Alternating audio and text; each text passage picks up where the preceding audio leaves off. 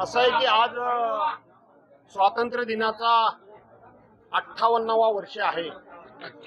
78वा दिन आहे, 78वा वर्ष आहे. आणि या 78व्या स्वातंत्र्य दिनाच्या निमित्तानं मी तमाम देशवासियांना, महाराष्ट्रातल्या जनतेला आणि माझ्या सर्व सहकाऱ्यांना मनापासून शुभेच्छा देतो.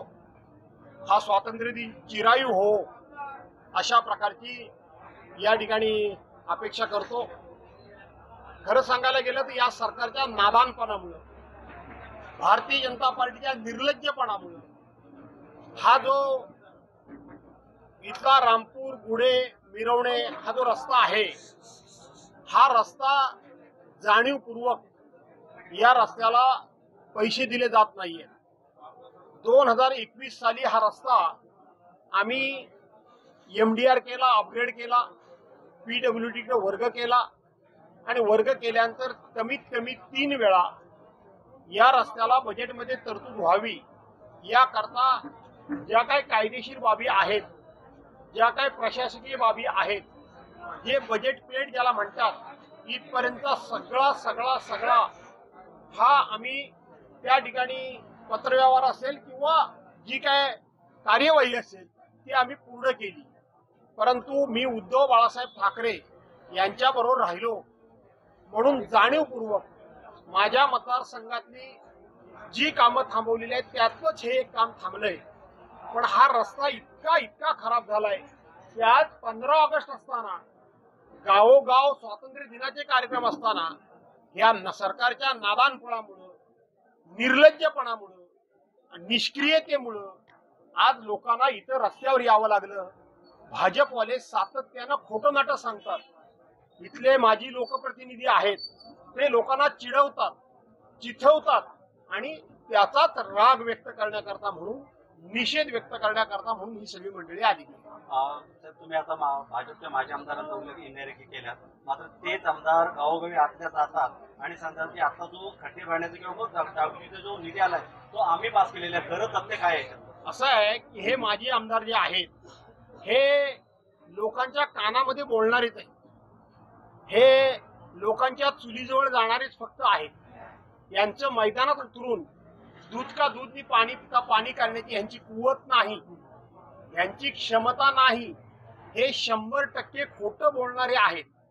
त्यामुळं आम्ही त्यांना अनेक वेळा आव्हान दिलं की आपण सर्वांनी लोकांच्या उपस्थितीमध्ये बसू आणि तुमच्याकडे काय पुरावे आहेत, माझ्याकडे काय पुरावे आहेत ते आपण बघू आणि लोकांनी काय ते ठरवूया. खरं तर ही मला गरज नाही, ते खोटं बोलतात म्हणून ही गरज. परंतु हे जे काही माजी आमदार आहेत, हे माजी आमदार, ह्या आमदारांचं एकंदरीत जर कामकाज बघितलं तर हा माजी आमदार विश्वास ठेवण्याच्या योग्यतेचा नाही, हे ह्या पंचकृषीतल्या आणि ह्या मतदारसंघातल्या लोकांना माहिती आहे. आता निवडणुका आल्यात त्यामुळं कुठेतरी हे सगळं चाललेलं आहे. कोणाचं? आमदाराचं, माझ्या आमदाराचं. दुसरं काय, माजी आमदारांना हे माहित आहे की ह्या निवडणुकीमध्ये ते पराभूत होणारच आहेत.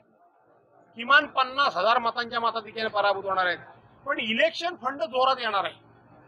नुकत्याच झालेल्या लोकसभेच्या निवडणुकीमध्ये तुम्ही बघितलं तर मनसेचं वेगळं पॉकेट, भाजपचं स्पेशल पॉकेट, वेगळं नाही स्पेशल, सेनेचं, एकनाथ शिंदेच्या सेनेचं वेगळं पॉकेट, राष्ट्रवादी अजित पवारांचं वेगळं पॉकेट आणि आणखी कुठले कोण पक्ष असतील त्यांचं वेगळं पॉकेट, बूथ एक आणि एवढी सगळ्यांची पॉकेट. त्यामुळं ह्या माजी आमदारांच्या तोंडाला पाणी सुटलंय की आपल्याला बरंच काही येईल, हारलो तरी हरकत नाही पण ढुंगणाखाली बरंच काही सारून ठेवता येईल म्हणून ते प्रयत्न येतील का निवडून. तुमचे राजकीय जे विरोधक आहे त्यांचं आता म्हणणं असं आहे की भाजप हे रस्ते त्यांच्या कारकिर्दीमध्ये करू शकले नाही. 2 महिने आहेत, मताची बेगमी करण्यासाठी सगळे प्रयत्न चालू आहेत. माझा अधिकार आहे मताची बेगमी करणं, चुकीचं काय? माझा अधिकार आहे. तुमच्या सरकारनं अडवून ठेवलंय, मी प्रयत्न करतोय, हे जनतेला माहिती आहे. त्यामुळं मीच प्रयत्न करतोय. मीच हा रस्ता अपग्रेड केलेला आहे, MDR केलेला आहे. त्यामुळे ती मतं मला मिळावी हा माझा हक्क आहे आणि ती लोक देतील हा माझा विश्वास आहे. लपून राहण्यासारखं नाही, लपून राहण्यासारखं काही नाही. पण या निवडणुकीमध्ये मुद्दा लावून धरतील, बोलतील की कुठल्या आपल्यावर आरोप झाले होते इथे नाश्ता तिथे नाश्ता, चांगल्या सेवाच्या कामामध्ये असताना काय दिले. यांना विरोधक कुठे कुठे नसले असा पर्दाफाश किंवा ह्या प्रचारात तुमचे दिसतील काही? असं आहे की निवडणुकीला तोंड फुटू दे, प्रत्यक्ष मैदानात कोण उतरतो तो येऊ दे, मग कोण कुठे नाचतो, मला कोणाच्या खांद्यात आणि कोणाच्या कमरेचा आधार घेऊन नाचावं लागत नाही, एवढंच मी तुम्हाला सांगतो.